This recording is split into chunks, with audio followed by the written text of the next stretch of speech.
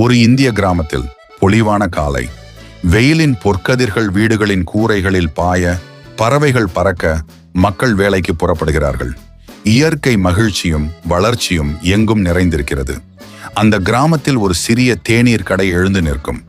அந்த தேநீர் கடை நடத்துபவர் எப்போதும் பெருமுகில் சிரித்துக்கொண்டே வாடிக்கையாளர்களுக்கு அன்போடு தேநீர் பரிமாறுவார். ஜன்னலில் சுத்தம் செய்கையில் அவர் கடை பின்புறம் ஒரு பழைய தேயிலை பானை காண்கிறார். அதன் மேல் ஒளிரும் பிறப்பு, பொன்னாயிரம் போல ஒளிரும் மாயாஜாலட்சம்.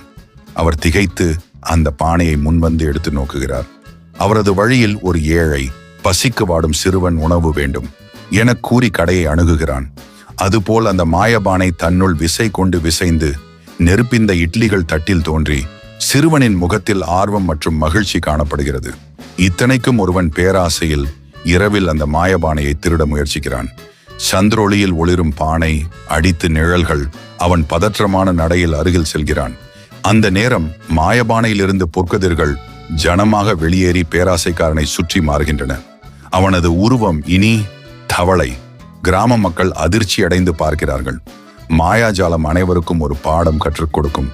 பிறகு அந்த பானை தொடர்ந்து மக்களுக்கு மகிழ்ச்சி தர தயாராகிறது. தேநீர் கடை மனிதர் அனைவரையும் புன்னகையுடன் வரவேற்று தேநீர் பரிமாறுகிறார். கிராமம் முழுவதும் மகிழ்ச்சி பரவி நிற்கிறது. மாலை நேரத்தில் கிராமம் அமைதியில் தோன்றும் ஒரு சோபானமிகு ஒளிரும் தேநீர் கடை.